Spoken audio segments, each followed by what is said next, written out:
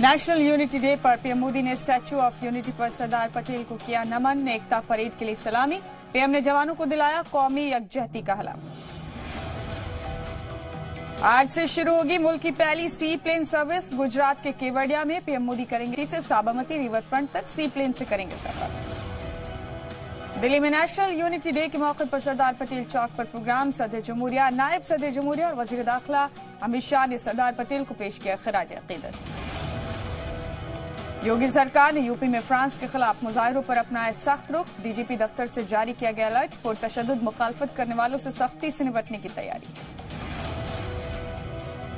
पाकिस्तान में पड़ रहे दहशतगर्दों को लेकर हिंदुस्तान का मौकिफ हुआ और मजबूत। फवाद चौधरी के पुलवामा हमले के कबूलनामे को एफएटीएफ के सामने रखेगा हिंदुस्तान। कल छपरा में पीएम मोदी की रैली। हवाई अड्डा मैदान में अवामी जलसे को पीएम करेंगे खिताब। अफसरान ने सिक्योरिटी निजाम का लिया जायजा। बेगूसराय में बीजेपी के कौमी सदर जेपी नड्डा ने इंतखाबी जलसे को किया खिताब। सरकार की गिनाई हुसूलियाबियां। दिल्ली में कोरोना के बीच आलूदगी ने बढ़ाई फिक्र। आज सुबह 373 पर रहा air quality index. Noida, Gurugram में भी हालात खराब। दिल्ली में फिजाई आलूदगी के बाद अब पानी की आलूदगी की शिकायत। घरों में सप्लाई होने वाले जमुना के पानी में अमोनिया की मिकदार में इजाफा। वकीलों को केजरीवाल सरकार का तोहफा। वकीलों को 5 लाख का मेडिकल और 10 लाख का टर्म लाइफ इंश्योरेंस देगी दिल्ली सरकार। कल के मुकाबले कोरोना केसेस में आज कमी। 24 घंटे में 48,268 नए केस। 551 मरीजों ने तोड़ा दम। 81,37,000 के पार मुतासरीन की तादाद। एम्स के डायरेक्टर डॉक्टर गुलेरिया का इंतबाह। तेज हो गई है कोरोना की दूसरी लहर। जरूरी हो तभी निकले बाहर।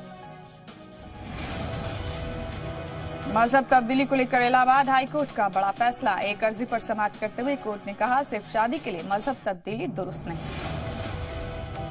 इलेक्शन कमीशन ने शिवराज सरकार की वजीर उषा ठाकुर को भी भेजा नोटिस। मजहब के नाम पर बयानबाजी करने पर 48 घंटे के अंदर मांगा जवाब।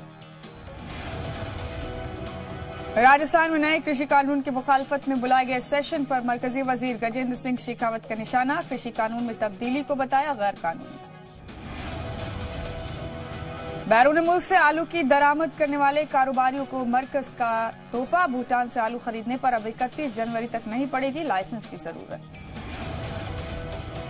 One nation one gold price की मालाबार गोल्ड एंड डायमंड्स ने की शुरुआत। पूरे मुल्क में कंपनी के सभी स्टोर्स पर एक ही कीमत में मिलेगा सोना।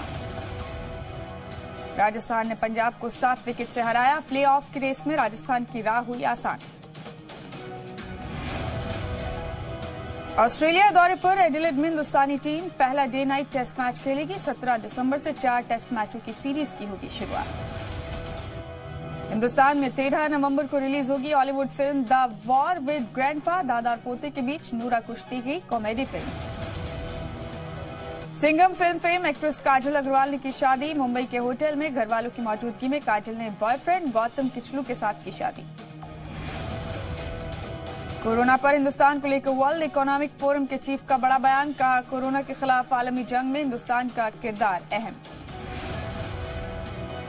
पाकिस्तान में मुजाहिरों के दौरान फ्रांस सिफारत खाने में मुजाहिरीन ने घुसने की कोशिश की। पुलिस ने आंसू गैस के गोले छोड़कर भीड़ को हटाया।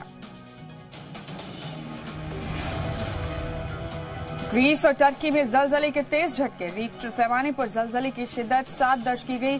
कई मकान और बिल्डिंग्स को हुआ नुकसान। और अमेरिकी खलाई मुसाफिर केट रूबिन ने स्पेस में डाला वोट। अमेरिका में सदर इंतखाब के लिए फिलहाल बैलेट वोट डाले जा रहे हैं।